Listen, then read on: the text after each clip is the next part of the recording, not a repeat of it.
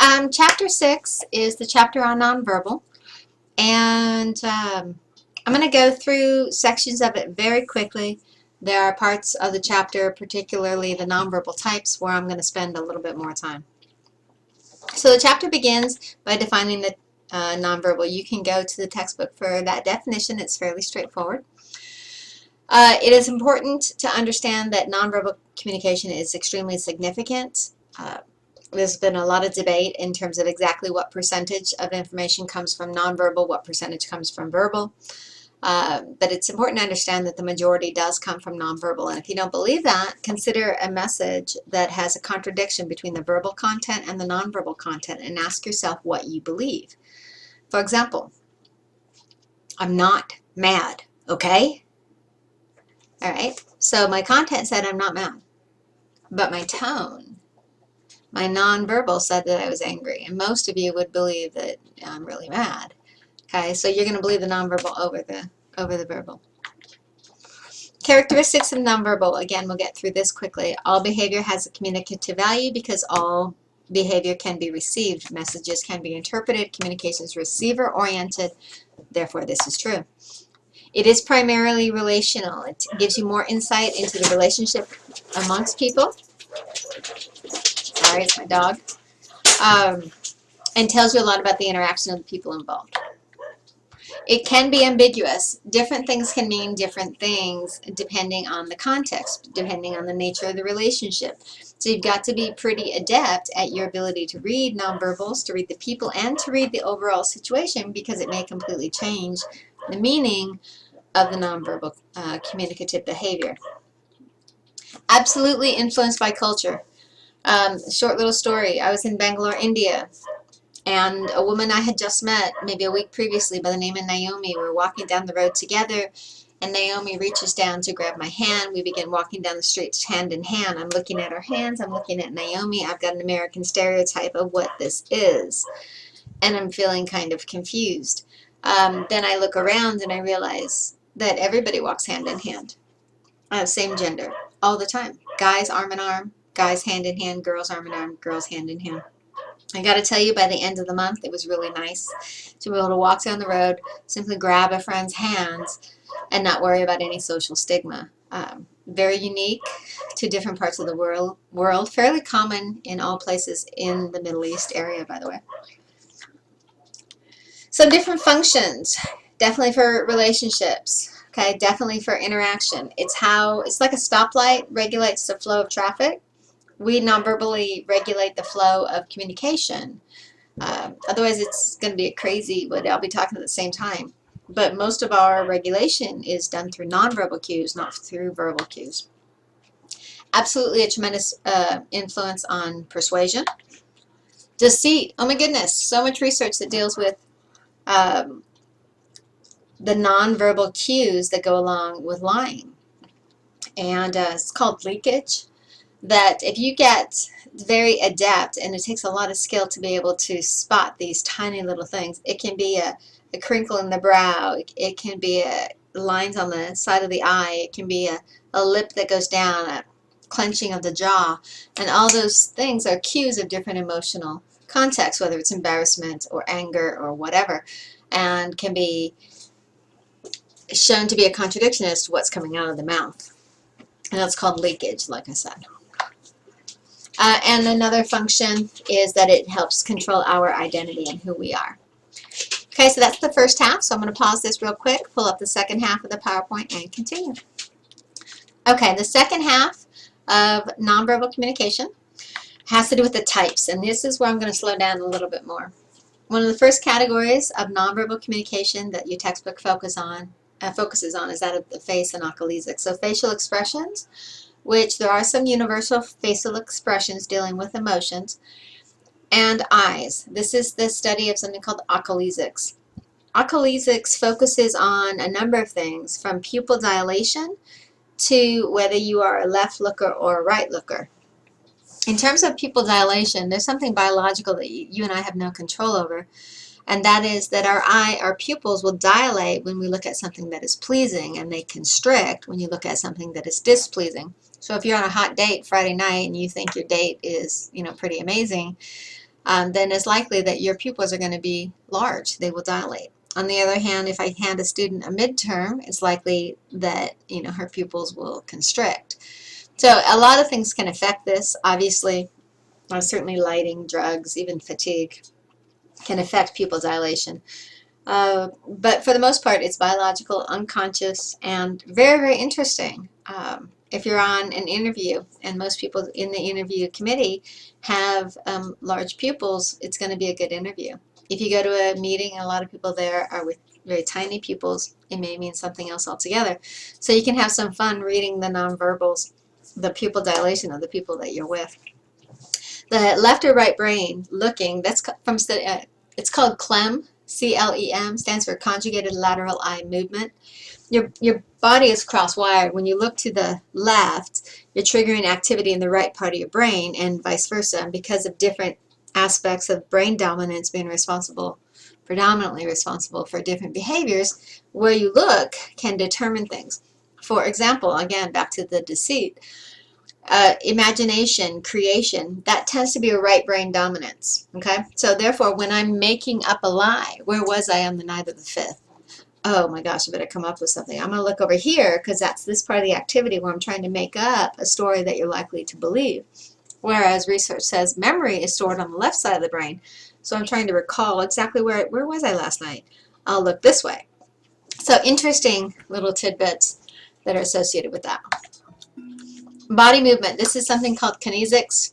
Studies everything from gestures to how fast somebody walks. It's all about the physicality in terms of the movement, posture, you name it. Touch. This is haptics. Definitely the most intimate nonverbal code we have. Has been connected to so many things in terms of our biological health. Is super important to emotional well-being, to physical well-being. Developmentally, you can sort of trace touch if you think about it. You know, prior to birth, where you're basically enveloped in amniotic fluid, constantly being touched. A newborn after birth is swaddled, so again, touch. Everybody wants to hold the baby, lots of touch. Then they hit toddlerhood and they begin to be told, don't touch, or no. And there begins also at the same era in life to be a differentiation between the way little boys are touched and little girls are touched. You can also see that in the toys that they get. Girls are given toys that are cuddleable, toys you can cuddle. Boys are given Tonka trucks and construction type equipment, not necessarily very conducive to cuddling. By the time you get to elementary school, girls can still do same-sex touching. If you see 2 little 4th graders skipping around the playground, that's fine. It's cute. It's sweet. 2 4th grade boys hand in hand on the playground, and maybe you have a different interpretation of that. By the time you get to the preteen years, it's pretty self-evident, particularly in this culture, that haptics or touch has a sexual connotation. Now, that might have something to do with culture, but it probably also has a lot to do with our 3 most touch-sensitive areas, which are the fingers, the lips, and the genitals. So obviously, sex. Voice is paralanguage. Lots of aspects that are a part of paralanguage, and you can see some of those listed here. Distance. This is the field of proxemics. Proxemics studies space, distance, and it also studies something called territoriality, which is a fixed geographic space. Here on the slide you see Edward T. Hall's 4 zones. You've heard of the idea of personal space bubbles. They come from Hall, okay? The intimate is 0 to 18.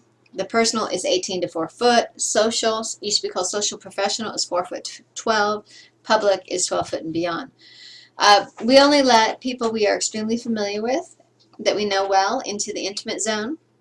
Personal distance is the zone that we typically engage in conversation with anybody, from a spouse to a stranger. It's about an arm's length. Social, if you think about the distance between a person on one side of the desk and somebody who's on the opposite side of a desk, so it's more of a formal relationship. And public, typically a stage.